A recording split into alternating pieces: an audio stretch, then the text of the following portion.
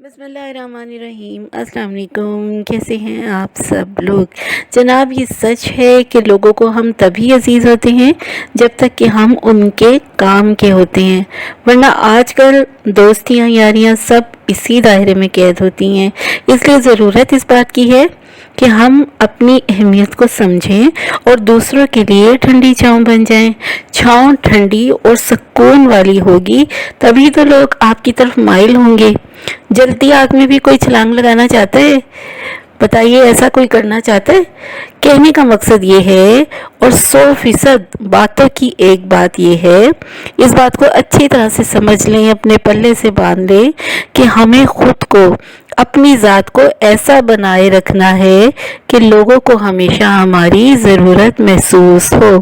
یاد رکھیں کہ سنیں سب کی، مگر عمل کس بات پر کرنا ہے، یہ تھوڑا سا ٹیڑھا معاملہ ہے۔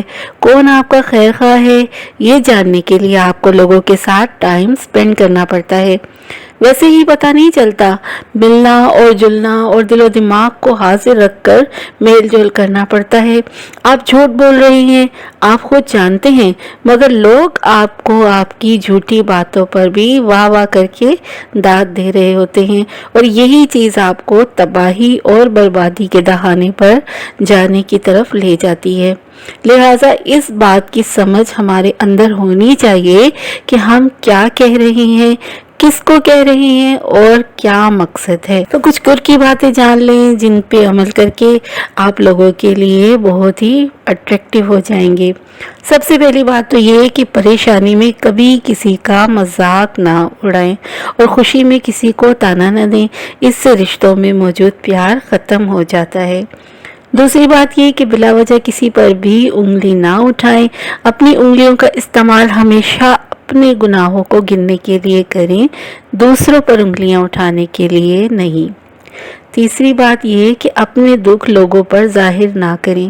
لوگ کبھی ہمدردی نہیں کرتے، مذاق اڑاتے ہیں، کیونکہ یہ کڑوا سچ ہے کہ جب تک خود پر نہ بیتے تب تک دوسروں کے درد کا احساس نہیں ہوتا۔ کبھی ادھوری خواہشات کے رونے لوگوں کے سامنے نہ روئیں، آپ کی اہمیت 2 ٹکے کی رہ جائے گی۔ نمبر 5 یہ کہ وفادار اور رازدار رہیں۔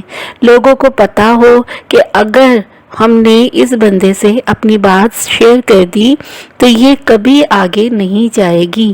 ساتھ دینا سیکھیں، جیسے تالا وہ ٹوٹ تو جاتا ہے مگر چابی نہیں بدلتا۔ دل سے اترتے ہوئے لوگ اگر سامنے بھی آ جائیں تو ہمیں نظر نہیں آتے، بلکہ اکثر ہمارا دل انہیں دیکھنے کو چاہتا ہی نہیں ہے۔ تو خود کو ایسا بنائیں کہ لوگوں کے دلوں میں گھر کر جائیں۔ پھر بات کرتے ہوئے 1000 بار سوچیں، کیونکہ لفظ انسان کے غلام ہوتے ہیں مگر بولنے سے پہلے تک، بولنے کے بعد انسان خود اپنے الفاظ کا غلام بن جاتا ہے۔